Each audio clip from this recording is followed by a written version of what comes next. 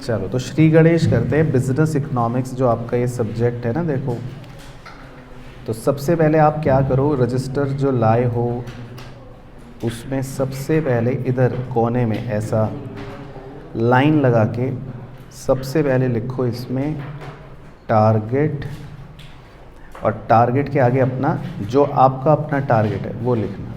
जैसे आपका अगर टारगेट है 95 तो 95 लिखना, आपका टारगेट है 85 तो 85 लिखना। तो जो भी आप अपने लिए टारगेट सेट करना चाहते हो इन इकोनॉमिक्स वो लिख लेना, ठीक है। तो अपने अपने हिसाब से टारगेट लिख लेना। जैसे मैंने तो लिख लिया 100 है ना, तो वो मेरा टारगेट है, आप अपना टारगेट लिख लेना। तो ये हमारा रजिस्टर के पहले पेज पर अपने को नज़र आना चाहिए कि भाई ये है टारगेट। तो देखो आपके बिजनेस इकोनॉमिक्स के अंदर, इस पूरे पेपर के अंदर 1 2 3 4 5 6 7 8 9 10 टोटल 10 चैप्टर्स हैं, ठीक है। तो पहले मैं आपको एक ओवरव्यू दे देता हूँ। पूरे बिजनेस इकोनॉमिक्स में टोटल 10 चैप्टर्स हैं, ठीक है। जिसका अगर आपको ऐसे कभी ओवरव्यू लेना हो या कब जब हम बाद में रिवीजन करते हैं तो बड़ा हेल्पफुल रहेगा ये चार्ट आपके लिए। जो ये शुरू के 4 चैप्टर्स हैं आपके, ये वाले, ये पूरे के पूरे बेस्ड होते हैं माइक्रो इकोनॉमिक्स पर।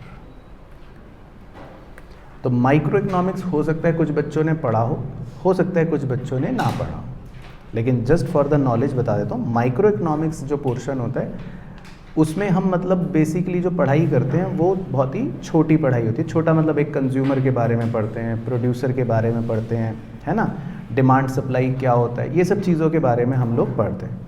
और जिन जिन बच्चों ने शायद पढ़ रखा होगा तो उनको थोड़ा थोड़ा आइडिया होगा कि ये क्या होता है ना। उसके बाद जो चैप्टर 5 होता है ये एक न्यू चैप्टर है जो आपने पहले नहीं पढ़ रखा है। It is a new chapter, मतलब इसमें ये हर बच्चे के लिए नया है, जिसने पढ़ भी रखी हो इकोनॉमिक्स तो भी, जिसने नहीं भी पढ़ रखी तो भी। इस चैप्टर का नाम होता है बिजनेस साइकिल। छोटा चैप्टर है लेकिन नया चैप्टर है, बिजनेस साइकिल ये नाम होता है। उसके बाद जो चैप्टर 6 और 7 है, ये दोनों चैप्टर्स मैक्रो इकोनॉमिक्स के, जिन्होंने अगर पढ़ रखा हो मैक्रो इकोनॉमिक्स, उसके बहुत इंपॉर्टेंट चैप्टर्स हुआ करते थे। एक होता था नेशनल इनकम डिटर्मिनेशन, है ना, और एक होता था जो कीन्स की थ्योरी पर बेस्ड था, determination of income and employment, है ना, अगर जिन बच्चों ने पढ़ रखा है। बाकी जिन्होंने नहीं पढ़ रखा तो इसमें हम बेसिकली इकोनॉमी से रिलेटेड काफ़ी अच्छी बातें पढ़ते हैं। तो these are based on macro economics 6 और 7। उसके बाद जो 8 और 9 चैप्टर होता है, 8 और 9 चैप्टर को मैं कह सकता हूँ ये एक ब्लेंड है। ब्लेंड मतलब मिक्सचर है, इसके अंदर मैक्रो भी है और थोड़ा सा आपका नया पोर्शन भी 8 और 9 के अंदर। जैसे जिन बच्चों ने पढ़ा हो वो बताना, जैसे आपने पढ़ा होगा फॉरेन एक्सचेंज, है ना, वो पढ़ रखा है, या आपने पढ़ा होगा RBI मॉनेटरी पॉलिसी, है ना, वो पढ़ रखा होगा, फिस्कल पॉलिसी वो पढ़ रखा होगा, राइट। तो बेसिकली वही सब चीज़ें हैं अगर आपने सुनी होंगी मैक्रो की, और कुछ नई चीज़ें हैं। और जो आपका लास्ट चैप्टर होता है चैप्टर नंबर 10, चैप्टर नंबर 10 जो होता है वो होता है हमारा इंडियन इकोनॉमी। इंडियन इकोनॉमी, तो इस चैप्टर में बेसिकली आप इसको थोड़ा समझ सकते हो, एक हिस्ट्री का चैप्टर है। 80% इसमें हिस्ट्री है, इतिहास है, क्योंकि इसके अंदर हम लगभग 1947 या बल्कि 1947 भी नहीं, 1857 से लेकर मतलब 2000 या 1991 तक लिख लो, ऐसा हिस्ट्री पढ़ते हैं इंडिया की। इसमें एक तरह से आप हिस्ट्री पढ़ते हो, इतिहास, इंडियन इकोनॉमी। और हो सकता है शायद जिन बच्चों ने पढ़ा हो पहले 12th क्लास में तो आपको याद होगा इंडिपेंडेंस, है ना, फिर 1950 1991 में रिफॉर्म्स, ये सब हिस्ट्री वाली बातें चैप्टर 10 के अंदर कवर करते हैं। तो पूरा इकोनॉमिक्स का सिलेबस जो है आप ऐसे मतलब इसको रख सकते हो डिफाइन, ठीक है। अच्छा, अब आईसीआई ने चैप्टर वाइज वेटेज बता नहीं रखी है ना, चैप्टर वाइज वेटेज बता नहीं रखी, लेकिन जो इम्पॉर्टेंट चैप्टर्स होते हैं जिनकी वेटेज थोड़ी सी ज़्यादा होती है वो मैं लिस्ट आपको पहले ही बता देता हूँ। Chapter 2, chapter 3, chapter 4, chapter 6, chapter 7, ठीक है। तो ये मोस्ट इम्पॉर्टेंट हो गए, मोस्ट लगा देते हैं इनके आगे, इनकी वेटेज काफ़ी ज़्यादा रहती है। थोड़े से कम इम्पॉर्टेंट में हम कह सकते हैं जिनकी वेटेज थोड़ा सा इनसे कम होगी, वो हो गया 8, 9 और 10। और जो सबसे इजी हैं, इजी लीस्ट वेटेज वाले, वो सिर्फ 2 ही चैप्टर हैं पूरे इकोनॉमिक्स में, 1 और 5। तो जब आप रिवीजन भी करोगे या आप मतलब कभी पढ़ाई करोगे तो कोशिश करना कि भाई वो चैप्टर जो ज़्यादा वेटेज के हैं उनको अच्छे से भी करो या उनको पहले कवर कर लो। 1 और 5 सबसे छोटे और कम वेटेज के चैप्टर होते हैं, तो 1 और 5 में मिला के हो सकता है आपसे सिर्फ 6-7 नंबर की ही वेटेज पूछें, लेकिन बाकी चैप्टर्स ऐसे हैं जिनमें, ऊपर वाले ऐसे हैं जिनमें हर चैप्टर से आपसे 10-12 नंबर तक की वेटेज का क्वेश्चन पूछ सकते हैं, है ना। तो इस तरह से हमारा जो सिलेबस है वो बेसिकली डिवाइडेड रहता है, ठीक है। तो समझ आ गया। तो ये आप अपने फर्स्ट पेज ऑफ रजिस्टर पे बस इतना एक माइंड मैप रखोगे तो हमेशा आपको पता रहेगा कि यार ये मेरा सिलेबस है, ये चैप्टर्स हैं और इस तरह से ये इंपॉर्टेंट चीज़ें हैं, है ना। बस तो हमारा first page of the register तो ये ख़त्म। अब हम धीरे धीरे शुरू करेंगे आज, क्योंकि हमें थोड़ा सा ही बेसिक पढ़ना है ना। तो चैप्टर 1 से ही शुरू करेंगे हम तो, क्योंकि चैप्टर 1 का नाम ही वैसे इंट्रोडक्शन है ना। तो हम भी इंट्रोडक्शन ही करेंगे, हम भी बेसिक ही पढ़ेंगे। आज हमें कुछ तूफानी तो करना नहीं है, तो नए पेज से ही नई हेडिंग डाल के करते हैं।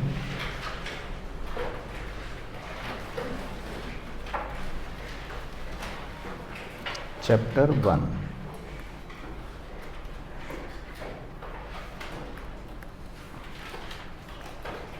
इस चैप्टर का नाम है nature and scope of business economics,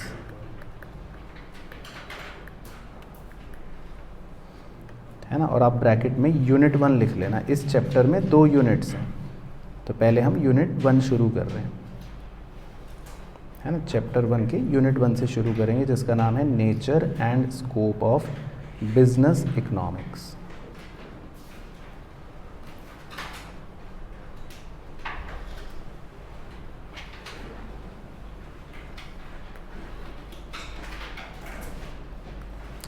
तो सबसे पहले हम हेडिंग लिखते हैं इंट्रोडक्शन। तो इकोनॉमिक्स जो है वैसे आपने मतलब किस किस बच्चे ने पढ़ रखा है इकोनॉमिक्स पहले सब्जेक्ट, मतलब मेजॉरिटी ने पढ़ रखा, और किसने नहीं पढ़ रखा, नहीं वाले आपने नहीं पढ़ रखा है इकोनॉमिक्स, है ना। तो आप बच्चों से ही पहले पूछते हैं फिर कि क्या आपने ये इकोनॉमिक्स वर्ड कभी सुन रखा है या वर्ड ही नहीं सुना? सुन रखा है। तो ये वर्ड सुन के आपके मन में क्या मतलब इमेज, क्या चीज़ आती है कि क्या होगा? नहीं, तुम क्यों बोल रहे हो, तुमने तो पढ़ा है। जिसने नहीं पढ़ा उनकी मन की छवि पूछ रहे हैं। अर्थव्यवस्था, ठीक है। तो इकोनॉमिक्स वर्ड सुन के आपके मन में आता है अर्थव्यवस्था, ठीक है। चलो तो एक लाइन छोटी सी लिखते हैं सबसे पहले, फर्स्ट एरो डाल के, कि economics is derived from Greek word, और हाईलाइट कर लेते हैं। ये जो इकोनॉमिक्स वर्ड हम आज इकोनॉमिक्स बोल रहे हैं, ये एक्चुअल में बहुत वर्षों पहले एक ग्रीक वर्ड से डिराइव हुआ है ना। और वो ग्रीक वर्ड का नाम था ओइकोनॉमिया, राइट। OI को KONOMIA, ओइकोनॉमिया, तो देखो पहली ही लाइन में एक MCQ क्वेश्चन आ गया, तो 5 सेकंड के अंदर आपका 1 नंबर आ गया, क्योंकि यहाँ पे सब्जेक्टिव पेपर तो है नहीं, आपको तो MCQ देता है।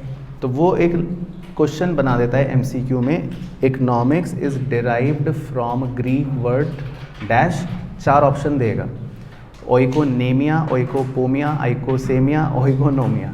तो आपको एग्जैक्ट वर्ड याद होना चाहिए, है ना। तो इकोनॉमिक्स कौन से ग्रीक वर्ड से डिराइव हुआ? ओइकोनोमिया। हाँ, अब इस वर्ड को अगर हम डिक्शनरी में ढूंढने बैठे कि इस वर्ड का क्या मीनिंग है, हाँ राइट, तो बादल में लिख लेते हैं, इस वर्ड का अपना खुद का मीनिंग होता है हाउस होल्ड। तो अगर आप इसका डिक्शनरी मीनिंग देखेंगे तो वो होगा हाउस होल्ड, है ना। हाउस होल्ड किसे बोलते हैं? घर के काम। हाउस होल्ड तो सेक्टर भी होता है, फर्म वाला। हाँ, सरकार को, घर को चलाने के लिए जो काम कर रहे हैं हम, हाउस होल्ड, ठीक है। कंज्यूमर्स भी बोल सकते हैं। तो आप बिल्कुल सही सोच रहे हो, हाउस होल्ड का मतलब जो होता है वो यही है, जिसका सबसे एप्ट शब्द है कंज्यूमर सोच सकते हैं, जैसे आप सब लोग या मैं। तो हम सब हाउस होल्ड का मतलब होता है कि हम घर में अपना घर चलाने के लिए, या हम अपनी कंजम्पशन को, अपनी वांट्स को सेटिस्फाई करने के लिए हम क्या करते हैं, हम चीज़ें कंज्यूम करते हैं, है ना। हम सुबह उठते हैं तो ब्रेड खरीदते हैं, शाम को आप कुछ और सामान खरीदते हो, आप अपनी वांट्स को सेटिस्फाई करते हो। तो हाउस होल्ड एक साधारण शब्द है, जिसको डिक्शनरी में मतलब आप देखोगे तो ये ओइकोनोमिया को कहा जाता था। तो ओइकोनोमिया वर्ड वो बनते बनते बनते बनते इतने वर्षों आज क्या वर्ड बन गया? इकोनॉमिक्स। अब इसमें देखो 3 MCQ हैं इस लाइन में। वो ये पूछ लेगा कि भैया ओइकोनोमिया कहाँ का वर्ड था? Greek word. वो पूछ लेगा ओइकोनोमिया का मतलब क्या है? House hold. वो पूछ लेगा इकोनॉमिक्स कौन से शब्द से डिराइव हुआ? ओइकोनॉमिक। तो देख रहे हो, अब रीडिंग लेते रहोगे जैसे जैसे आप रोज, तो आपके अपने आप MCQ आंसर बनते रहेंगे। तो हर लाइन में कुछ छुपा हो सकता है। उसके बाद second point, till 19th century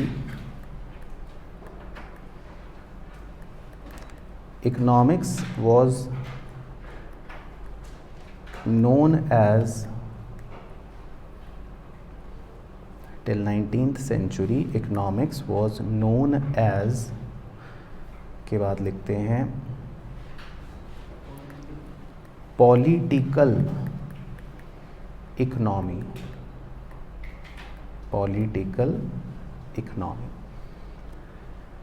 तो इस सब्जेक्ट का नाम तो इकोनॉमिक्स था भी नहीं। हाँ, इसको तो क्या बोलते थे? Political economy. पॉलिटिकल इकोनॉमी तो मतलब ऐसी कहानी इमेजिन करो मनगढ़ंत कि बच्चे कॉलेज जा रहे हैं और उनसे पूछ रहे हैं भाई आप कौन सा सब्जेक्ट पढ़ते हो, तो वो कहते होंगे पॉलिटिकल इकोनॉमी। आज आप कह रहे हो इकोनॉमिक्स, लेकिन 19th century तक क्या बोलते थे? Political economy. Right, political economy. इसके बाद नेक्स्ट पॉइंट। नेक्स्ट पॉइंट बहुत इंपॉर्टेंट है इंट्रोडक्शन के अंदर, क्योंकि एक व्यक्ति मतलब एक छोटा सा आदमी बना लेते हैं ऐसी, इनके बिना इकोनॉमिक्स की स्टडी अधूरी है ना। तो इनको फादर ऑफ इकोनॉमिक्स कहा जाता है। राइट, तो ऐसे ही लिख लेते हैं, नाम भी लिख लेते हैं बड़ा बड़ा, एडम स्मिथ। बिल्कुल सही।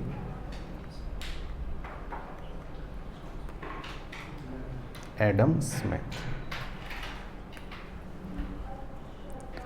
तो इनको तो उपाधि दी गई है फादर ऑफ इकोनॉमिक्स की, क्योंकि अब क्यों दी गई है उसका भी एक कारण है, क्योंकि इन्होंने 17th century में, सोचो मतलब आज से लगभग 250 साल पहले 1776 के अंदर एक बहुत ही ज़्यादा फेमस किताब लिखी है, बुक। ठीक है, तो ये ईयर आप भी लिख लेना। तो देखो इतनी सी बातों में 3-4 MCQ हैं। एक तो फादर ऑफ इकोनॉमिक्स कौन? Adam Smith. किताब कब लिखी? 76। फिर आ सकता है कि एडम स्मिथ को क्या बोलते हैं? Father of economics.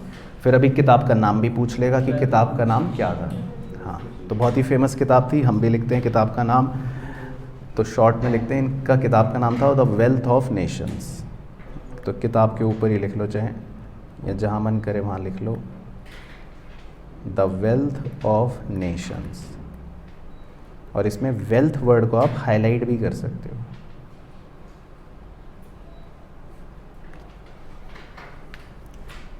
The wealth of Nations मतलब, अब हमें किताब नहीं पढ़नी पूरी, ना मैं किताब बताऊंगा आपको, लेकिन इनकी उस किताब के अंदर इकोनॉमिक्स को जब समझाया गया, इकोनॉमिक्स के बारे में जब जिक्र हुआ, तो इनकी जो पूरी डेफिनेशन थी इकोनॉमिक्स की, वो वेल्थ ओरिएंटेड थी। वो किसके मतलब किस पर फोकस्ड थी? वेल्थ पर। क्योंकि बाद में और भी इकोनॉमिस्ट आए, बाद में और भी ऑथर्स आए दूसरे, जैसे शायद आपने नाम सुना हो एल्फ्रेड मार्शल, है ना, कीन्स, वो और बाद में आए, है ना। तो बहुत सारे ऑथर्स आए, लेकिन ये जो थे सबसे पहले थे, और इनकी इस किताब को बोला गया या माना गया first modern work of economics.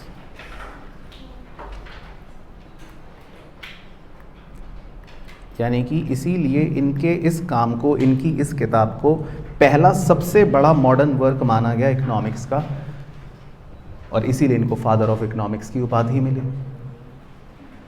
तो इनकी जो डेफिनेशन थी इकोनॉमिक्स की, it is all revolving around wealth. वो किस चीज़ पर फोकस करती थी? वेल्थ पर। तो कई बार तो एमसीक्यू क्वेश्चन ऐसा भी आया, और आप जब आप देखोगे तो उसमें ये आता है कि इकोनॉमिक्स की definition focused on wealth given by तो एडम स्मिथ, है ना।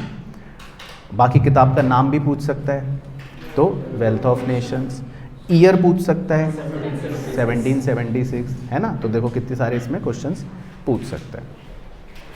तो खैर हमें पूरी किताब तो नहीं पढ़नी वेल्थ ऑफ नेशंस की, लेकिन इसमें जो क्रक्स दिया था, क्रक्स का मतलब है इसमें जो फाइनल निष्कर्ष था, वो हम ऐसे करली ब्रैकेट बनाकर लिख लेते हैं, जो हमारे लिए ज़रूरी है कि अल्टीमेटली इसमें क्या कहा गया। तो देखो अल्टीमेटली इसमें ये कहा गया कि economics is the study of processes by which the relatively scarce resources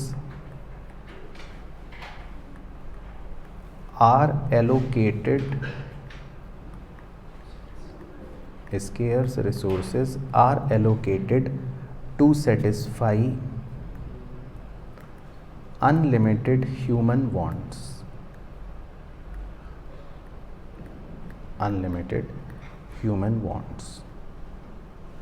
Economics is the study of processes by which the relatively scarce resources are allocated to satisfy unlimited human wants. तो थोड़ी सी English हो सकती है डरावनी सी, खतरनाक सी लगे, लेकिन हम इसमें से कीवर्ड पिक कर लेते हैं जो हमारे मुद्दे के। तो एक तो येलो कलर कर लेते हैं स्केयर्स रिसोर्सेज को, इस पर 1 बना लेते हैं, और एक पिक कर लेते हैं अनलिमिटेड ह्यूमन वांट्स को, इस पर 2 बना लेते हैं, है ना। तो एक पिक कर लिया स्केयर्स रिसोर्सेज को, और एक पिक कर लिया अनलिमिटेड ह्यूमन वांट्स को।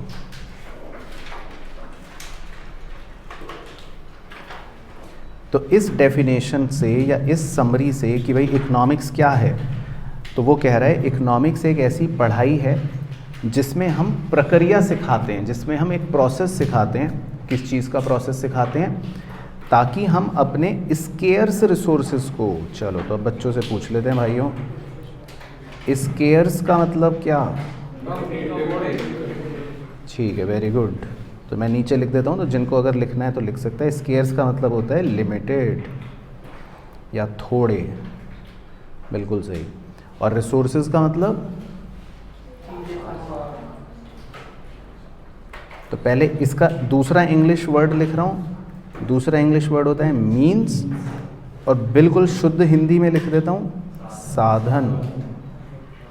साधन, और साधन कुछ भी हो सकते हैं। आज आपकी जेब में 5 करोड़ रुपए हैं, वो भी एक रिसोर्स है। वो हंस रहा है, कह रहा है सर क्या कह रहे हो, है ना। चलो आज मेरी जेब में 5 करोड़ रुपए हैं, तो ये भी रिसोर्स है ना। तो अब तो नहीं हंसी आ रही तो साधन तो कुछ भी हो सकता है। तो रिसोर्स मतलब कि साधन, कुछ भी किसी भी रूप में साधन हो सकता है। अब ये प्रोजेक्टर लगा हुआ है, ये भी मेरे लिए एक रिसोर्स है ना, क्योंकि इसकी मदद से कुछ काम कर रहे हैं। ये पंखा, एसी, बेंचे, ये मेरे लिए सब रिसोर्स है।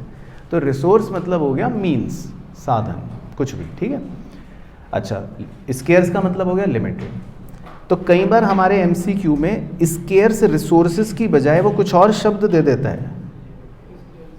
वो दे देता है शब्द क्या, लिमिटेड मीन्स। अब बच्चा छोड़ के आ जाता है, कहता है सर ये कुछ अलग आ गया था, आपने सिखाया नहीं या मैंने कहीं देखा नहीं। तो समझ गए बात। तो लिमिटेड मीन्स लिखा हो चाहे स्केयर से रिसोर्सेज लिखा हो, एक ही बात हो गई। चलो ये तो हो गई एक ही बात। तो मीन्स का मतलब होता है साधन। और दूसरा लिखा था आपने अनलिमिटेड ह्यूमन वांट्स। तो अनलिमिटेड ह्यूमन वांट्स का भी मीनिंग समझाई दो, वैसे क्या होता है। अनलिमिटेड का मतलब तो हो गया अनगिनत। क्या कह रहे हो, हाँ, मतलब इंग्लिश में लिख दूं तो नेवर एंडिंग। तो अनलिमिटेड का मतलब हो गया नेवर एंडिंग, हाँ। और ह्यूमन वांट्स मतलब इच्छाएं, हाँ, वांट्स। वैसे एक आगे के चैप्टर में हमें वांट्स पर पढ़ाई करनी है। तो इसका मतलब हो गया नेवर एंडिंग ह्यूमन वांट्स। इंसान की जो इच्छाएं होती हैं वो कभी भी ख़त्म नहीं होती, है ना। तो ये माना जाता है। तो ये इकोनॉमिक्स के इन दोनों बातों को पता है क्या बोलते, तो आप भी नीचे लिख लेना। इन दोनों बातों को मतलब बोला जाता है टू फंडामेंटल फैक्ट्स। और मैं तो बल्कि आपको जीवन की भी शिक्षा दे देता हूँ इसी के साथ।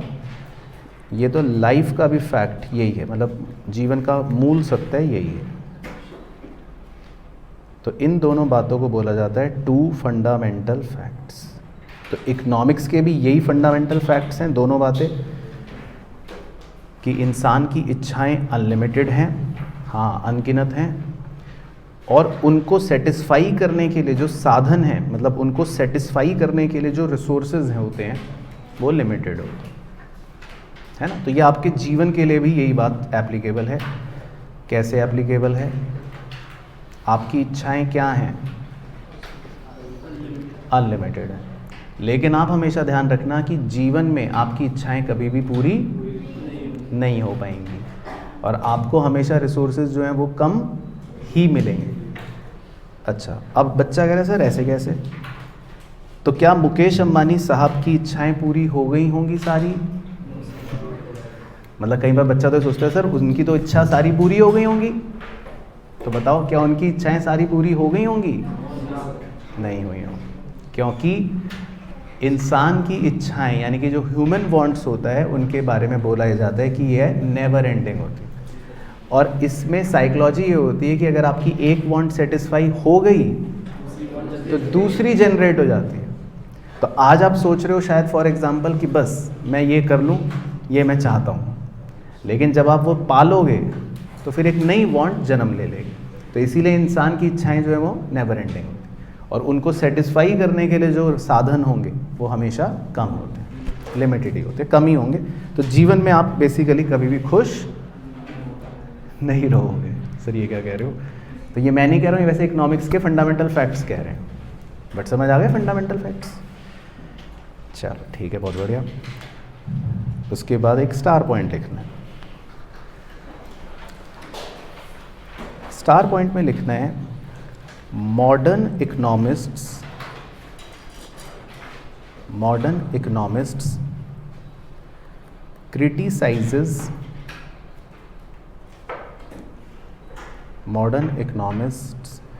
criticizes the above narrow definition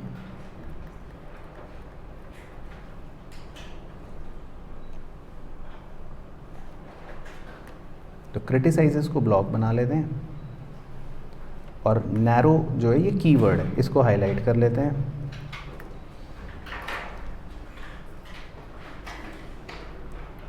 तो इस लाइन का मतलब है कि जो आज के ज़माने के इकोनॉमिस्ट्स हैं, मॉडर्न इकोनॉमिस्ट्स हैं, वो क्या करते हैं, वो क्रिटिसाइज करते हैं। क्रिटिसाइज का मतलब होता है आलोचना। क्रिटिसाइज का मतलब होता है आलोचना या कमी निकालना, कुछ भी, है ना। तो आज के ज़माने के जो इकोनॉमिस्ट्स होते हैं वो ऊपर वाली डेफिनेशन को, ये जो डेफिनेशन आज से 250 साल पहले की किताब से निकली हुई है, इस डेफिनेशन को कहते हैं कि ये डेफिनेशन तो बहुत नैरो है। नैरो का मतलब छोटी है, हाँ छोटी है, हाँ नैरो है ना। तो मॉडर्न इकोनॉमिस्ट जो होते हैं वो इस डेफिनेशन को कहते हैं कि ये छोटी है। जैसे ये समय के साथ हमेशा परिवर्तन होता है। नेक्स्ट जनरेशन हमेशा अपनी पिछली जनरेशन को क्या कहती है कि आपकी सोच तो छोटी है। जैसे आप भी ये सोचते होंगे कि यार मैं जो सोच रहा हूँ मेरे घर वाले वो नहीं समझ पा रहे उनकी सोच पुरानी है ना। तो वो ये होता है, ये हर जनरेशन में होगा। आपके जब बच्चे होंगे वो भी यही सोचेंगे कि भाई हमारे माता पिता जो है हमारी सोच नहीं समझ पा रहे, उनकी सोच छोटी है तो मॉडर्न इकोनॉमिस्ट भी यही कहते हैं, आज के ज़माने के इकोनॉमिस्ट भी यही कहते हैं कि ये जो एडम स्मिथ साहब की डेफिनेशन थी ये क्या है, छोटी, नैरो है। अब वो क्यों कहते हैं उसका एक रीज़न भी उन्होंने दिया है, वो ऐसी बादल में समझा देता हूँ, आप लिख लेना। वो ये कहते हैं, मॉडर्न इकोनॉमिस्ट ये कहते हैं कि भाई आज जब हम इकोनॉमिक्स की बात करते हैं, है ना, ऐसे ही लिख देते हैं, आप भी लिख लो बादल के अंदर, डे टू डे इकोनॉमिक्स। आज जब हम नॉर्मली इकोनॉमिक्स की बात करते हैं तो उसमें क्या हम ये सब बातें करते हैं क्या कि यार स्केर्स रिसोर्सेज, नहीं करते। मैंने जब उससे भी पूछा था इकोनॉमिक्स वर्ड सुन के क्या दिमाग में आता है, तो उसने कहा अर्थव्यवस्था दिमाग में आती है ना। तो आज जब हम इकोनॉमिक्स वर्ड बोलते हैं डे टू डे जीवन में, तो हो सकता है आपके दिमाग में क्या क्या वर्ड्स आए। हो सकता है आपके दिमाग में आ जाए बैंक रेट, हो सकता है आपके दिमाग में आ जाए मॉनेटरी पॉलिसी,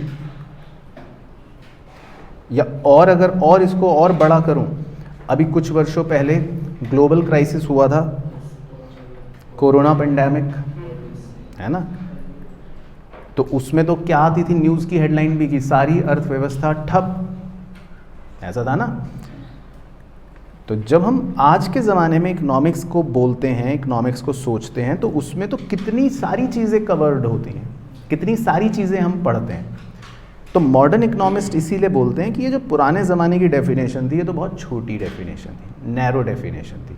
तो मॉडर्न इकोनॉमिस्ट ये मानते हैं कि आज के इकोनॉमिक्स के अंदर तो एटसेट्रा भी लिख लेते हैं, बहुत सारी बातें इन्वॉल्व होती हैं, तो इसीलिए वो क्रिटिसाइज करते हैं। तो समझ आया पॉइंट? तो यहाँ तक सबको क्लियर चल रहा है? ठीक है, कहानी समझ आ रही है? चलो, तो ये बेसिकली पूरा जो पॉइंट था ये एक इंट्रोडक्शन था बेसिकली कि भाई आखिर इकोनॉमिक्स जो ये हम पढ़ रहे हैं ये है क्या।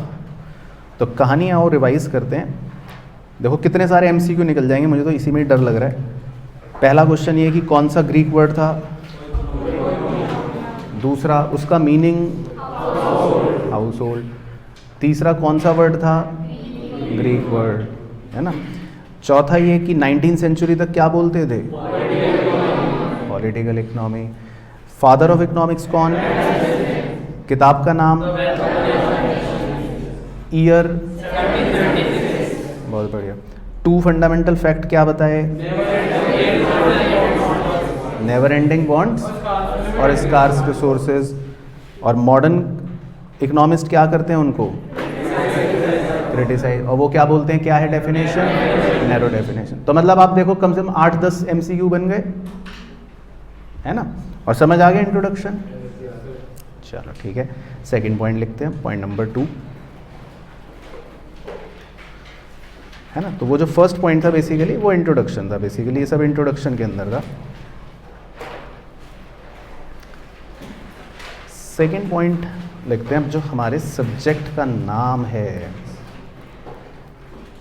इस पॉइंट को लिखते हैं बिजनेस इकोनॉमिक्स।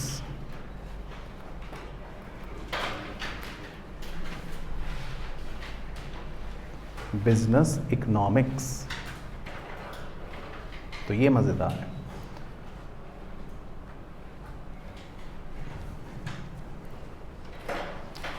चलो, तो अब मैं आपको सिखाऊंगा कि ये सब्जेक्ट आपको क्यों पढ़ाते हैं और ये सब्जेक्ट क्यों इम्पॉर्टेंट है ना। इस सब्जेक्ट का नाम बिजनेस इकोनॉमिक्स क्यों है ना, खाली इकोनॉमिक्स क्यों नहीं है। देखो, अगर मैं पहले इन दोनों शब्दों को ब्रेक करूं तो पहले जो वर्ड है इसमें खाली इकोनॉमिक्स, ठीक है।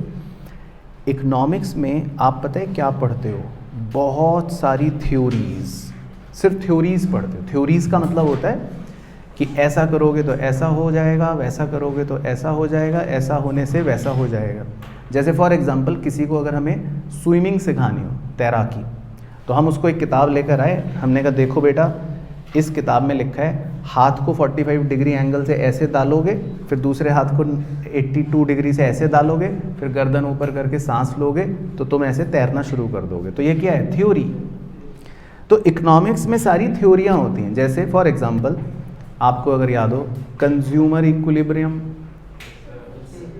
प्रोड्यूसर इक्विलिब्रियम, अच्छा डिमांड, सबसे अगर आपको याद हो प्राइस बढ़ गया, क्वांटिटी कम हो गई। अब थ्योरियाँ पढ़ते हो है ना, सारी थ्योरियाँ पढ़ते हो। तो इकोनॉमिक्स में क्या होता है, सारी थ्योरीज होती हैं, सारी टेक्निक्स होती हैं, एंड टेक्निक्स। लेकिन अब देखो मज़ेदार बात, जितनी भी हम थ्योरियाँ पढ़ते हैं इकोनॉमिक्स के अंदर और जितनी भी हम टेक्निक्स मतलब पढ़ते हैं इकोनॉमिक्स के अंदर, अगर हम उसको अपने किसी बिजनेस के अंदर, अपनी बिजनेस में हमें डिसीजन मेकिंग करनी होती है, हर समय हमें बिजनेस में निर्णय लेने पड़ते हैं अलग अलग। जैसे मैं अगर अपने एग्जांपल से समझाऊं तो मुझे भी बहुत सारे डिसीजंस लेने पड़ते हैं। कई बार सोचना पड़ता है यार ये वाली बेंच कितनी मंगवानी है, कितने एसी लगवाने हैं, कितने प्रोजेक्टर लगवाने हैं, रोज़ कुछ ना कुछ हमें भी डिसीजंस लेने पड़ते हैं। तो बिज़नेस करने के अंदर बड़े बड़े इंडस्ट्रियलिस्ट हों, छोटे पनवाड़ी हों, कोई भी हो, हर किसी को डिसीजन लेना पड़ता है।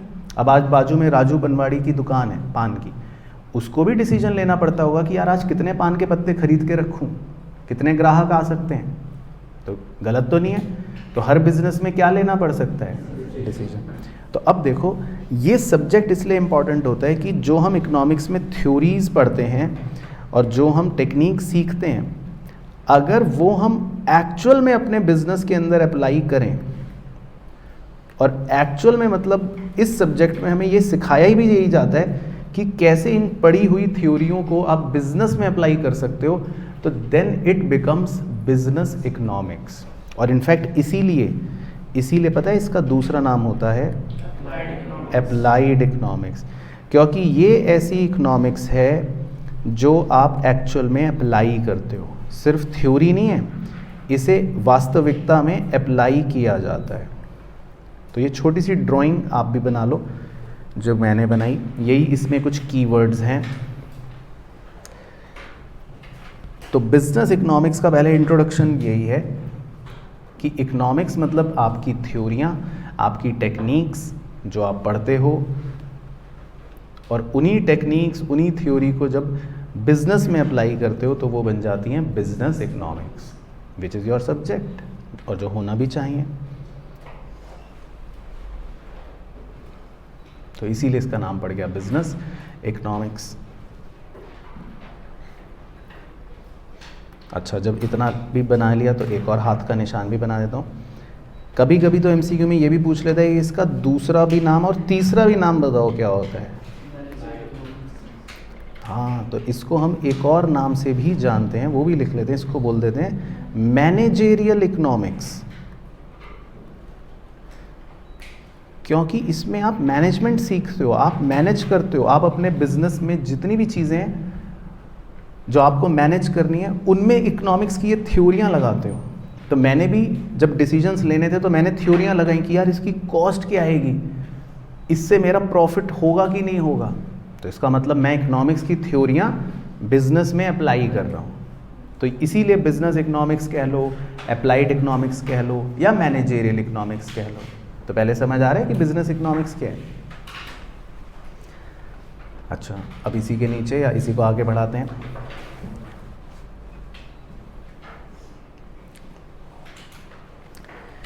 अब एक ऑथर का नाम भी लिखते हैं, पे एक छोटा सा आदमी भी बना लेते हैं। इस ऑथर का नाम है जॉल्डीन, JOELDEAN, है ना। तो इसको तो हाईलाइट कर लेते हैं, ये तो MCQ का क्वेश्चन बन गया अपना। तो इसने एक डेफिनेशन दी बिजनेस इकोनॉमिक्स की, वो लिखेंगे हम। तो जॉल्डीन ने कहा कि business economics in terms of the use of economic analysis in formulation of business policies, in formulation of business policy. तो इसमें भी अगर कीवर्ड पिक करना हो मुझे, तो 2 कीवर्ड पिक कर लेते हैं, एक इकोनॉमिक एनालिसिस और एक बिजनेस पॉलिसीज।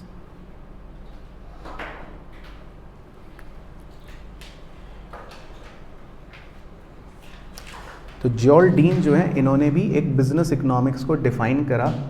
तो इसका पूरा स्टेटमेंट ऐसे चलता है कि जॉल्डीन डिफाइंड बिजनेस इकोनॉमिक्स, है ना। उन्होंने बिजनेस इकोनॉमिक्स को डिफाइन करा। किस टर्म्स में डिफाइन करा? उन्होंने ये बोला कि हम इकोनॉमिक एनालिसिस को यूज़ करते हैं, यानी कि हम इकोनॉमिक्स की पढ़ी हुई बातों का इस्तेमाल करते हैं। किस चीज़ में इस्तेमाल करते हैं?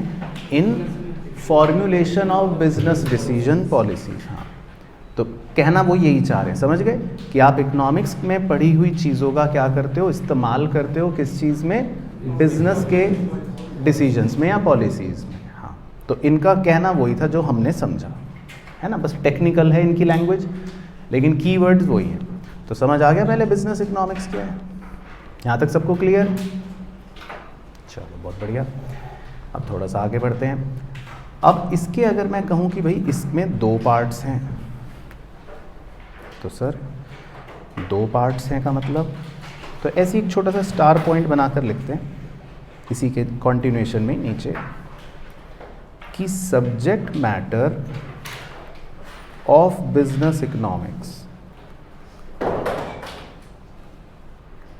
तो ये बहुत मज़ेदार है, इससे आपको काफ़ी मतलब अच्छा समझ में आ जाएगा कि बिजनेस इकोनॉमिक्स के अंदर सब्जेक्ट मैटर में, यानी कि इसमें क्या पढ़ना है।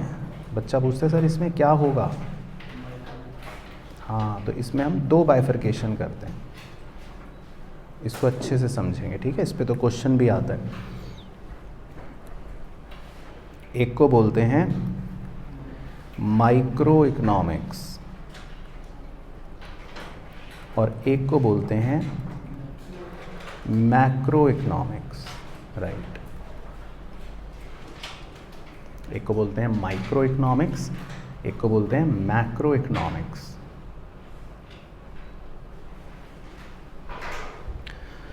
चलो तो पहले ऑनलाइन के चीतों से पूछता हूँ, तो आप बताओ जी क्या फ़र्क होता है, अगर किसी को पता है तो, माइक्रो इकोनॉमिक्स और मैक्रो इकोनॉमिक्स?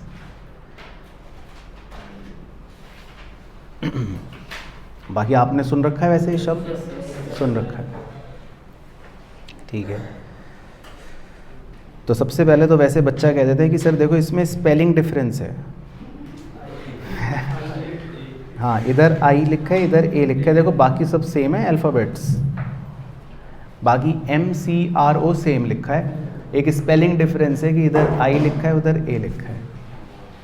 तो ठीक है, बहुत अच्छी बात, बिल्कुल सही भेज रहे हैं अपने ऑनलाइन दे चीते। हाँ सही, बिल्कुल सही, सही भेजा। तो बच्चों ने बिल्कुल सही भेजा। क्या भेजा होगा बच्चों ने, बताओ? हाँ, बस यही लिखते। तो सबसे पहले हम बादल में, हमारा भी की पॉइंट आ जाएगा। माइक्रो इकोनॉमिक्स जो होती है वो होती है study of individual unit, right, study of individual unit. तो इसमें इंडिविजुअल को आप हाईलाइट कर लेना, ये हमारा कीवर्ड हो गया। और मैक्रो इकोनॉमिक्स में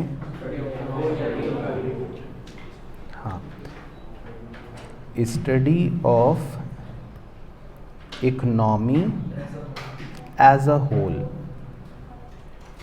तो एज अ होल का मतलब ब्रैकेट में वही एग्रीगेट, एग्रीगेट। तो इसमें एग्रीगेट को भी हाईलाइट कर सकते हैं। तो ये सबसे मेन डिफरेंस होता है माइक्रो इकोनॉमिक्स में और मैक्रो इकोनॉमिक्स में। तो एक बहुत ही अच्छे ऑथर ने अपनी एक डेफिनेशन दी थी, मतलब इस बात को समझाने के लिए उन्होंने क्या बोला, उन्होंने एक एग्जाम्पल से समझाने की कोशिश करी। उन्होंने ये बोला कि अगर आप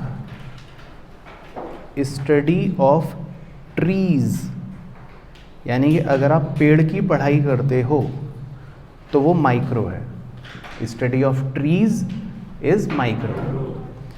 लेकिन उन्होंने बोला study of forest is macro. तो फॉरेस्ट में तो सब कुछ आ गया, पेड़ पौधे जानवर जीव जंतु, मतलब एवरीथिंग। तो जब हम पूरे फॉरेस्ट की स्टडी कर रहे हैं तो उन्होंने कहा ये मैक्रो इकोनॉमिक्स है, और जब आप खाली खाली पेड़ों की स्टडी कर रहे हो तो वो माइक्रो है। तो ये उनका समझाने का तरीका था। बट आपको समझ आ गया? ठीक। तो जैसे फॉर एग्जांपल अगर मैं खाली सीए फाउंडेशन के इकोनॉमिक्स के बच्चों के बारे में बोलूं तो वो माइक्रो है। लेकिन मैं सोचूं कि पूरे शहर के सारे ही क्लास के हर तरह के बच्चों के बारे में बोलूं तो मैक्रो है ना। तो माइक्रो का दायरा छोटा हो गया, मैक्रो का दायरा बहुत बड़ा हो गया। तो ये तो हो गया बेसिक डिफरेंस। अच्छा, सेकंड एमसीक्यू। सेकंड एमसीक्यू में पूछ लेता है, एक एरो डाल लेते हैं कि माइक्रो इकोनॉमिक्स को हम दूसरे नाम से क्या बुलाते हैं। हाँ, तो इसको बोलते हैं, लिख लो, प्राइस थ्योरी। क्योंकि इसमें अल्टीमेटली हम प्राइस डिटर्मिनेशन तक पहुंचेंगे। माइक्रो इकोनॉमिक्स पता है कब ख़त्म होगी? प्राइस डिटर्मिनेशन पे जाके। तो वैसे वो याद है आपको जब शुरू शुरू में फ्लो चार्ट बनवाया था, कितने चैप्टर थे माइक्रो? 4 थे ना, 1 2 3 4 ऐसे बोला था। तो 1 में आप कुछ पढ़ रहे हो, 2 में कुछ पढ़ोगे, 3 में कुछ पढ़ोगे, चौथे में जब एंड होगा माइक्रो, तो पता है कहाँ एंड होगा? डिटर्मिनेशन ऑफ प्राइस पे ख़त्म हो जाता है माइक्रो। तो माइक्रो का काम ही है प्राइस थ्योरी, इसका नाम ही है, अदर नेम है प्राइस थ्योरी। और इसी तरह से मैक्रो इकोनॉमिक्स जो होता है तो उसका क्या नाम होता है अदर? हाँ, उसका नाम होता है income and employment theory. Right, income and employment theory. क्योंकि इसमें हम पढ़ेंगे बाद में जब चैप्टर 6 शुरू होगा, है ना, मैक्रो वाला पोर्शन। तो वहाँ पर हम देश की इनकम के और देश की एम्प्लॉयमेंट के बारे में बात करते हैं। हालांकि ये नाम कीन्स ने दिया था तो इसीलिए वो इसी नाम से फेमस हो गया, इनकम एंड एम्प्लॉयमेंट थ्योरी। तो मैक्रो इकोनॉमिक्स का अलग नाम होता है। फिर इसी तरह एक और पॉइंट बनता है टूल्स को लेकर, टूल्स कि इसके हथियार क्या हैं। Right, demand and supply. तो ये हमारे चैप्टर्स आएंगे आगे। Demand and supply. डिमांड मतलब हिंदी में बोलते हैं मांग, और सप्लाई मतलब पूर्ति, मांग और पूर्ति। जबकि मैक्रो इकोनॉमिक्स के टूल्स क्या होंगे? हाँ, और ये भी हमें कीन्स की थ्योरी में कीन्स भाई ने बताया है, तो पढ़ेंगे हम बाद में। इसके टूल्स होते हैं aggregate demand and aggregate supply. Aggregate demand और एग्रीगेट सप्लाई। बाकी कोई 1-2 एग्जाम्पल्स आप दो अपने दिमाग से। ठीक है, जैसे एक बहुत ही अच्छा एग्जाम्पल होता है प्राइस ऑफ अ प्रोडक्ट। जैसे कि हमने पूछा कि गोलगप्पे का प्राइस क्या। तो जब आप एक प्रोडक्ट का प्राइस पूछते हो तो इसका मतलब ये क्या स्टडी है? माइक्रो। हाँ, है ना, क्योंकि हम एक प्रोडक्ट की बात कर रहे हैं। लेकिन जब आप न्यूज़ चैनल पे सुनते हो जैसे कि महंगाई बढ़ गई, है ना, तो वो इसका मतलब किस चीज़ की महंगाई बता रहे हैं बढ़ गई?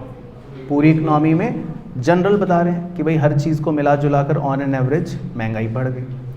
तो जब हम कहते हैं general price level, general price level, तो वो एक तरह से ये इशारा है कि हम पूरी इकनॉमी का प्राइस की बात कर रहे हैं, तो वो हमारा मैक्रो इकोनॉमिक्स हो गया, है ना। और भी एग्जांपल्स मैं दे सकता हूँ, जैसे मैं बोलूँगा आप बताना वो क्या होगा। अगर मान लो मैंने बोला नेशनल इनकम, मैक्रो होगा, और मैंने बोला demand of a product, micro होगा। मैंने बोला कंज्यूमर इक्विलिब्रियम, माइक्रो होगा।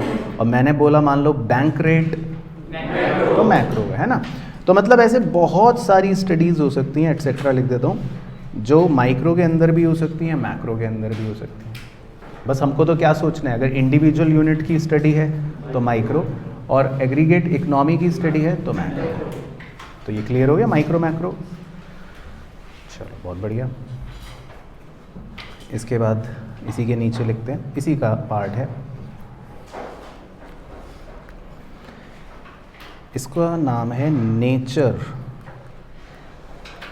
Of business economics.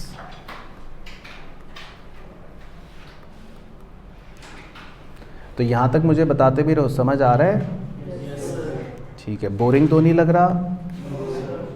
और लग भी रहा होगा तो क्या कर लोगे?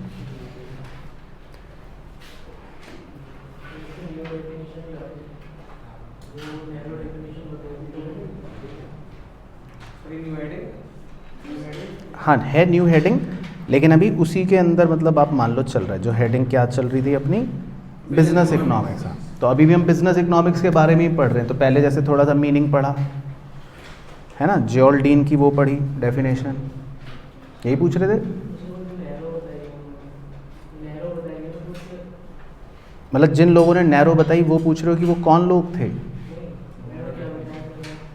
उन्होंने, अच्छा उन्होंने ये बता दिया कि ये नैरो था।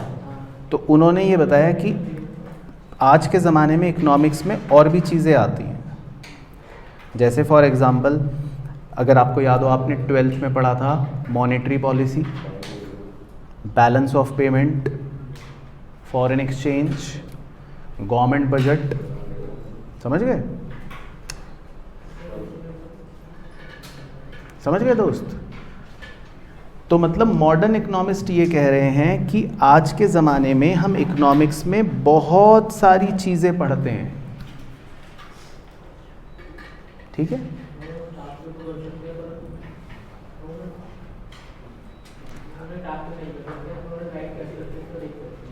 हम उन्हें क्या कर सकते हैं? अच्छा वो बोल रहे हो, हाँ हाँ वो एक अलग पॉइंट है जो आप कह रहे हो, समझ गया। ठीक है, मतलब ये दोस्त जो हैं इन्होंने ना पहले कुछ पढ़ रखा है, तो ये अपना ज्ञान प्रकाश दिखा रहे हैं, है ना। वही सही पकड़ रहा हूँ, है ना। तो वो अभी नहीं लिखना, अभी वो पॉइंट में जानबूझ के नहीं लाया क्योंकि अभी कुछ और बात कर रहे हैं हम। तो चलो, तो दोस्त ने कुछ और बात करी तो उसको बीच में कट कर दें। तो हाँ, तो हम क्या पढ़ रहे हैं अभी? Business economics. तो बिजनेस इकोनॉमिक्स का आपने मीनिंग देख लिया, उसका चलो अब रिवाइज ही कर लो जब आ गए। दूसरा क्या नाम है? Applied economics. तीसरा क्या नाम है? बाकी ये तो चलो ऑथर हो गया। इसका सब्जेक्ट मैटर क्या है? माइक्रो और मैक्रो। माइक्रो का मतलब, और मैक्रो, बहुत बढ़िया। बस, और इसी तरह भी बिजनेस इकोनॉमिक्स में हम पढ़ रहे हैं इसका नेचर क्या है, तो ये और पढ़ते हैं। तो नेचर पे तो बहुत बार क्वेश्चंस आए हैं, मतलब ये तो लिखना है, आप लिख लो, इम्पोर्टेंट। देखो क्या क्या नेचर बताए। तो देखो सबसे पहला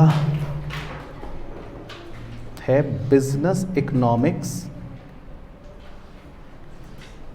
इज एन आर्ट, और इसी के जस्ट नीचे लिख लेना business economics is a science. Business economics is an art, art को भी हाईलाइट कर सकते हैं, हर कीवर्ड हाईलाइट कर लेंगे और business economics is a science. तो इसका ये नेचर है। तो देखो नेचर कैसे बनाया, बहुत ही सिंपल है। आर्ट किसे कहते हैं, किसी भी चीज़ को आर्ट कब कहते हैं? हाँ नहीं, कला तो चलो हिंदी का मतलब हो गया। हाँ, वेरी वेरी गुड। तो यहाँ लिख देता हूँ, कला किसी भी चीज़ को तब बोलते हैं कि जब वो पर्सन टू पर्सन वेरी कर सकता है ना। पर्सन टू पर्सन क्या कर सकता है? वेरी कर सकता है, मतलब बदल सकता है ना। जैसे फॉर एग्जांपल मैंने कहा कि बच्चों एक पहाड़ बनाना है ऐसे, ठीक है। पहाड़ के पीछे एक सूरज बना दो और एक नदी ऐसे बना दो, ठीक है। अब सब बच्चे अगर बनाओगे तो क्या सबकी बिल्कुल डिट्टो सेम बनेगी? नहीं बनेगी ना। तो आपने ये तो सुन लिया, पहाड़ बनाना है, सूरज बनाना है, नदी बनानी है, और आप बनाओगे भी सब, लेकिन क्या सबकी सेम बनेगी? नहीं। तो इस चीज़ को आर्ट बोलते हैं। तो आर्ट का मतलब ये होता है कला, कला का मतलब ये होता है कि वो पर्सन टू पर्सन वेरी कर सकती है। अब जैसे मान लो तलवारबाजी, आप सबको एक एक तलवार दे दी जाए और बोला इस तलवार को चलाओ, तो क्या सब बिल्कुल सेम तरह से चलाओगे? नहीं, है ना। तो तलवारबाजी भी क्या है? कला। विराट कोहली साहब क्रिकेट में कवर ड्राइव मार रहे हैं, आप भी मार लोगे, मैं भी मार लूँगा, पर हम सब क्या सेम जाएगा क्या? तो वो भी क्या है? कला। तो आर्ट उस चीज़ को बोला जाता है जो वेरी कर सकती है पर्सन टू पर्सन। तो बिजनेस इकोनॉमिक्स जो होता है वो क्या है? एक आर्ट है। अब जैसे इसका एग्जांपल देते हैं, बिजनेस इकोनॉमिक्स में हम देखो कॉस्ट पढ़ेंगे, हम प्रोडक्शन पढ़ेंगे, रेवेन्यू पढ़ेंगे, सब कुछ पढ़ेंगे, लेकिन ये सब पढ़ाई करने के बाद क्या बिजनेस में जब अप्लाई करना होगा तो क्या हर बच्चा बिल्कुल सेम तरह से अप्लाई कर पाएगा? नहीं कर पाएगा ना। तो अप्लाई करना एक आर्ट होती है। जैसे आप में से बहुत सारे बच्चों ने मैथमेटिक्स में फॉर्मूला पढ़ा होगा, सब ने, a+b का होल स्क्वायर, लेकिन जब क्वेश्चन आता है तो कुछ बच्चों का नहीं होता सॉल्व, कुछ कर लेते हैं। तो मैथमेटिक्स का क्वेश्चन सॉल्व करना भी क्या है? एक आर्ट है। फॉर्मूला सबको याद है, फॉर्मूला सबने रटा हुआ है। तो इसी प्रकार से बिजनेस इकोनॉमिक्स क्या होती है? एक आर्ट होती है, कला होती है। समझ गए? अच्छा, दूसरा है जी बिजनेस इकोनॉमिक्स इज साइंस। अब साइंस कब कहते हैं? हाँ, जिसमें प्री डिफाइंड प्रिंसिपल्स होते हैं या pre defined cause and effect relations होते हैं। तो ये लिख लेते हैं कीवर्ड पहले कि भाई साइंस कब बोला जाता है? जिसमें हमारे predefined cause and effect relations हैं। Very good. आराध्या ने भी एक बड़ा अच्छा आंसर भेजा कि बेस्ड ऑन प्रिंसिपल्स, यानी कि कुछ उसमें फिक्स नियम होते हैं, है ना। फिक्स नियम होते हैं कि भैया नीले कलर पे पीला कलर चला दोगे तो हरा बन जाएगा, है ना। नीले कलर पे पीला कलर चला दोगे तो क्या बन जाएगा? हरा बन जाएगा। तो ये साइंस है। अब चाहे आप चलाओगे तो क्या लाल बनेगा? आप भी नीले पर पीला चलाओगे तो क्या ही बनेगा? हरा। पूरे ब्रह्मांड में अगर कोई भी नीले कलर पर पीला कलर चलाएगा तो क्या बनेगा? हरा बनेगा ना। तो ये साइंस हो गया। तो बिजनेस इकोनॉमिक्स में हम जो थ्योरियाँ पढ़ते हैं, जो टेक्निक्स पढ़ते हैं, वो सब पहले से प्री डिफाइंड कुछ ना कुछ एक रिलेशन बताती हैं, कॉज एंड इफेक्ट रिलेशन बताती हैं। जैसे कि प्राइस बढ़ेगा तो डिमांड कम हो जाएगी, ये फिक्स है, रिलेशन है तो है, हर जगह चल रहा है। तो इसीलिए बिजनेस इकोनॉमिक्स को क्या बोल देते हैं? साइंस है। समझ आ रहा है? Art, science. इसी तरह तीसरा पॉइंट, बिजनेस इकोनॉमिक्स, ये तो आपने अभी अभी ऊपर पढ़ भी लिया। खैर, business economics is based on को बादल बना लेना। ये एक बार एग्जाम में MCQ में पूछा भी था कि बिजनेस इकोनॉमिक्स किस पर बेस्ड होता है? Micro economics. हाँ, तो इसका आंसर याद रखना है, माइक्रो इकोनॉमिक्स। बिजनेस इकोनॉमिक्स का जो मेन पोर्शन है वो माइक्रो होता है, नॉट मैक्रो। तो ये आंसर इम्पॉर्टेंट है। तो बिजनेस इकोनॉमिक्स जो होता है वो किस पर बेस्ड होता है? माइक्रो इकोनॉमिक्स, क्योंकि इसमें आप ज़्यादा चीज़ें सीखते हो, cost, production, revenue, equilibrium, price, market. तो पूरा बिजनेस इकोनॉमिक्स जो होता है वो माइक्रो इकोनॉमिक्स पर बेस्ड होता है। इसी तरह एक और पॉइंट है, कि business economics incorporates elements of, इसमें आप अंडरलाइन कर लेना, इनकॉर्पोरेट्स एलिमेंट ऑफ के बाद लिखते हैं क्या, हाँ ये भी क्वेश्चन पूछा था कि इसमें किस चीज़ के एलिमेंट्स इन्वॉल्व होते हैं, तो मैक्रो इकोनॉमिक्स। तो इसमें ध्यान रखना है कि ये सेम आंसर यही लिखना है।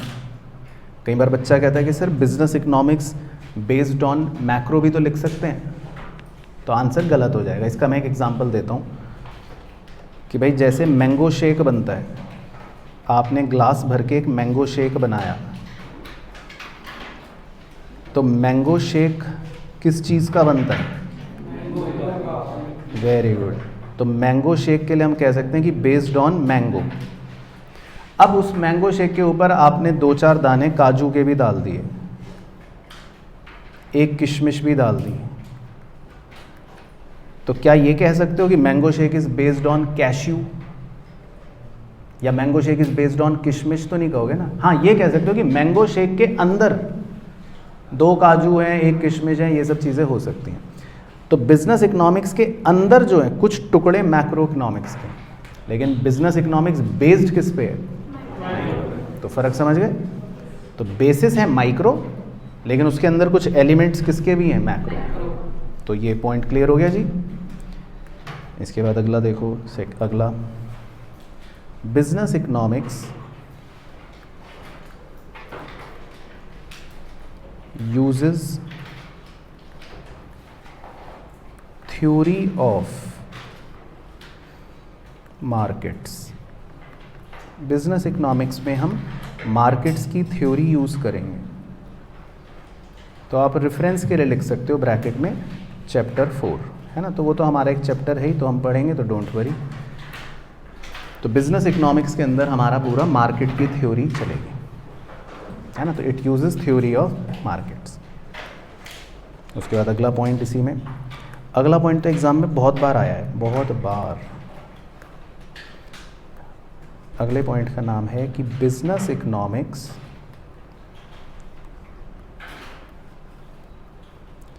इज, इसको तो बादल में लिखते हैं,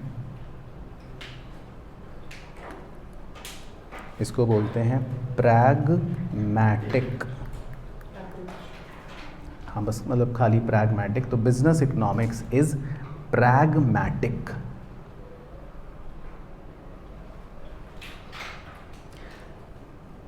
तो बच्चा ऑब्वियसली पूछता है प्रैग्मैटिक का मतलब, हाँ प्रैग्मैटिक मतलब प्रैक्टिकल अप्रोच, राइट। प्रैग्मैटिक मतलब प्रैक्टिकल अप्रोच, यानी कि हम इसमें जो पढ़ रहे हैं वो ऐसा नहीं कि खाली थ्योरीज पढ़ रहे हैं, इसमें जो आप पढ़ रहे हो उसका एप्लीकेशन प्रैक्टिकल है, मतलब हर चीज़ वास्तविकता में इस्तेमाल की जाती है ना, तो इसीलिए इसको बोलते हैं प्रैग्मैटिक।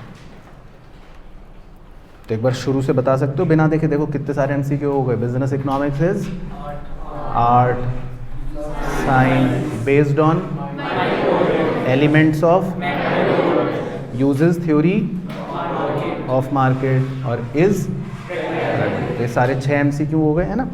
इसी तरह 7वां, business economics is interdisciplinary. Business economics is interdisciplinary.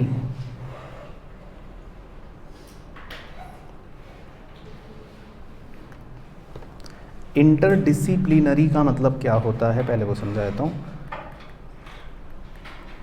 Discipline का मतलब क्या होता है, अनुशासन, है ना, डिसिप्लिन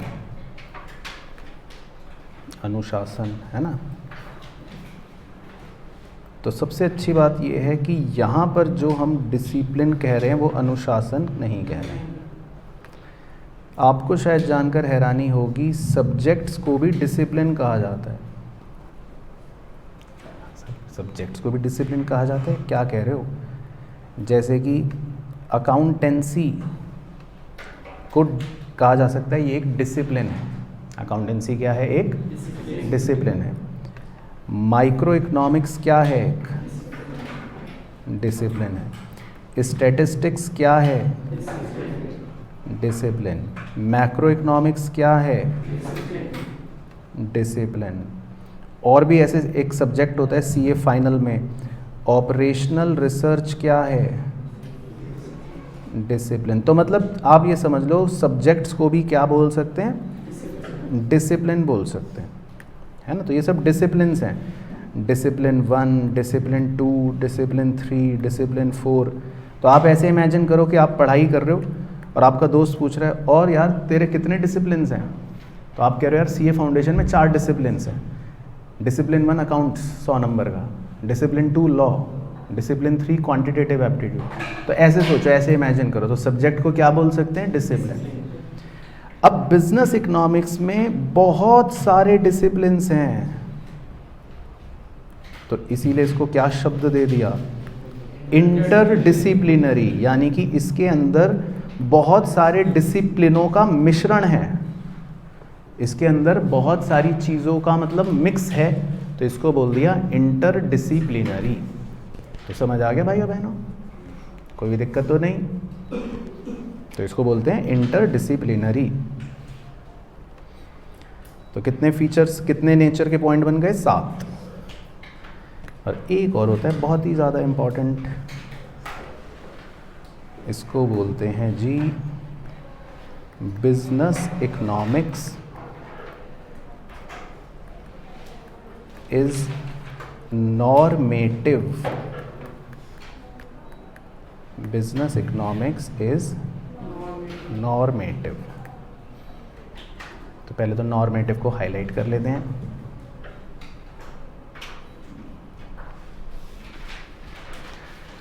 अब इसका क्या मतलब है, तो इसको ना थोड़ा अलग से समझाता हूँ, नीचे एक टैबुलर फॉर्मेट के अंदर। ठीक है, तो आप एक छोटा सा टैबुलर फॉर्मेट बना लेना।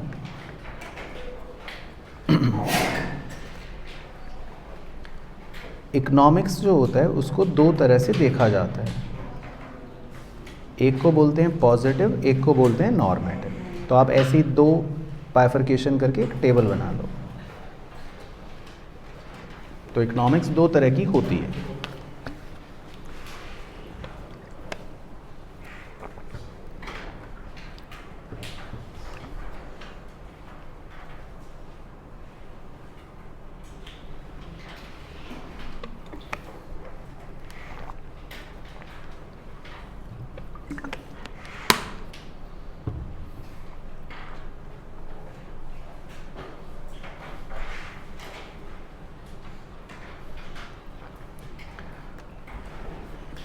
चलो, तो अब देखो इनका क्या फ़र्क होता है। पॉजिटिव के नीचे लिखना है आपको what is. What is inverted commas में हिंदी में मतलब है क्या है। और नॉर्मेटिव के नीचे लिखना है इन्वर्टेड कॉमास में व्हाट ऑट टू बी, या दूसरा व्हाट शुड बी।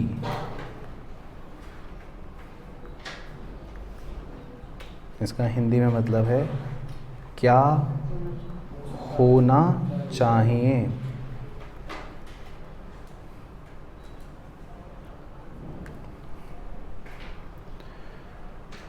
क्या होना चाहिए।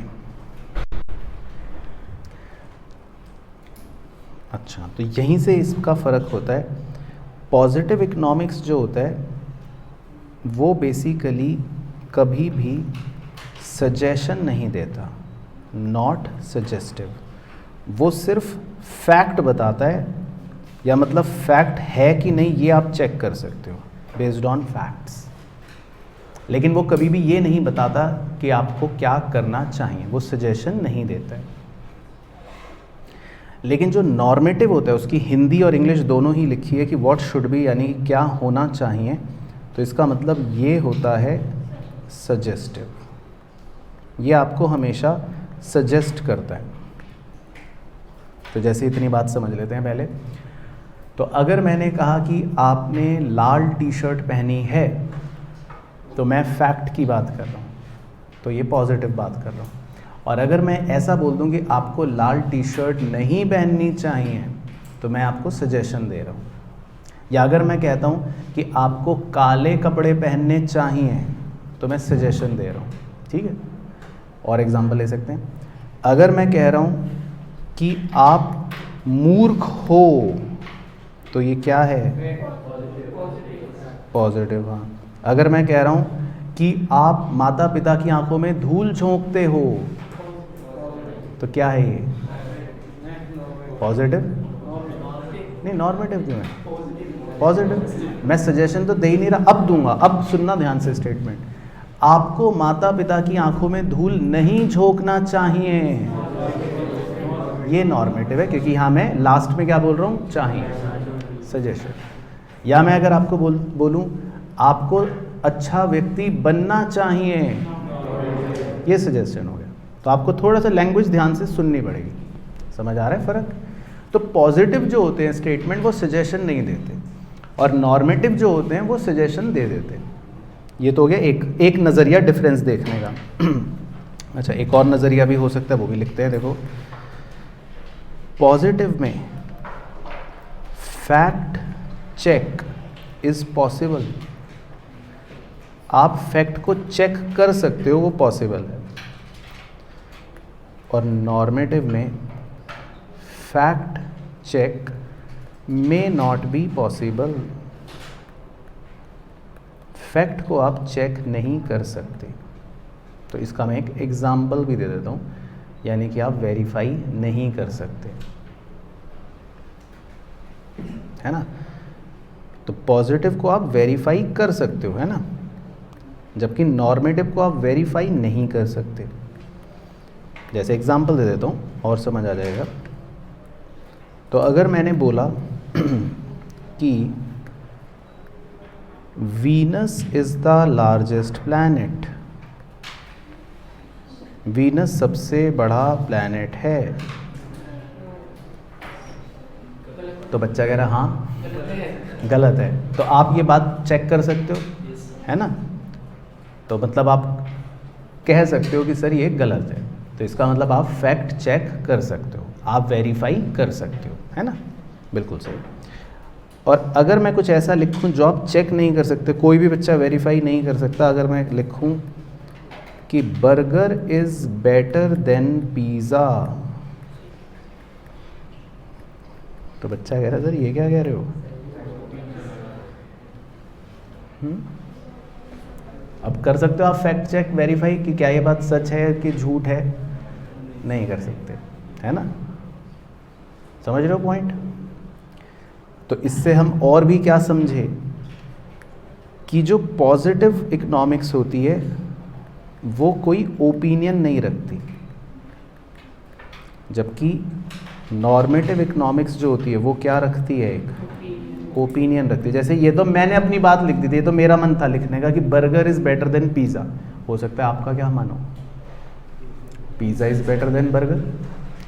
तो नॉर्मेटिव जो होता है वो सजेशन दे सकता है, वो ओपिनियन दे सकता है, आप उसको वेरीफाई नहीं कर सकते हो, ये सब चीज़ें नॉर्मेटिव होती हैं। लेकिन जिसको आप वेरीफाई कर सकते हो, जो ओपिनियन नहीं देता, जो सजेशन नहीं देता, वो पॉजिटिव होता है ना। अब इसी का एग्ज़ाम में एक घुमा के क्वेश्चन आता है, वो भी लिखते हैं भाई। क्या आता है क्वेश्चन? क्वेश्चन ये पूछ लेता है, इसी के अंदर लिखते हैं कि पॉजिटिव इकोनॉमिक्स में क्या नहीं होती।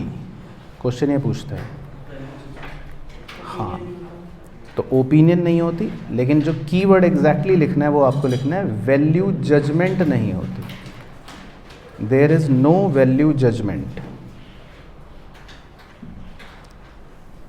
जबकि नॉर्मेटिव में वैल्यू जजमेंट होती है, value judgement is there. Normative में वैल्यू जजमेंट होती है।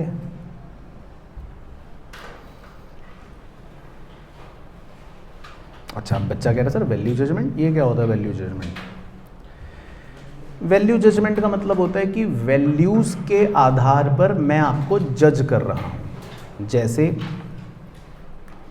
आपने कहा सर मैं सिगरेट कंज्यूम करता हूँ, आपने कहा सर मैं अल्कोहल कंज्यूम करता हूँ, तो अगर ये मैं ऐसे फैक्ट बोलूं कि आप अल्कोहल कंज्यूम करते हो, आप सिगरेट कंज्यूम करते हो, तो ये पॉजिटिव स्टेटमेंट है, क्योंकि मैं अभी जज नहीं कर रहा। करते हो तो करते हो, जो फैक्ट है तो है। या आप अगर उसको मना कर दो तो फैक्ट चेक हो गया कि ठीक है नहीं करते, है ना। लेकिन अगर मैं इसको थोड़ा सा वैल्यू जजमेंट के साथ बोलना शुरू कर दूं, अगर ऐसे बोलना शुरू कर दूं कि आपको सिगरेट कंज्यूम नहीं करनी चाहिए, आपको अल्कोहल कंज्यूम नहीं करनी चाहिए, तो इसका मतलब है कि मैं जज कर रहा हूँ आपको, आपकी वैल्यूज़ को जज कर रहा हूँ कि यार ये बच्चा तो बेवकूफ़ बच्चा है या ये बच्चा तो अच्छा व्यक्ति नहीं है। तो सजेशन देना, ओपिनियन देना, वैल्यू जजमेंट करना, ये सब नॉर्मेटिव के काम है।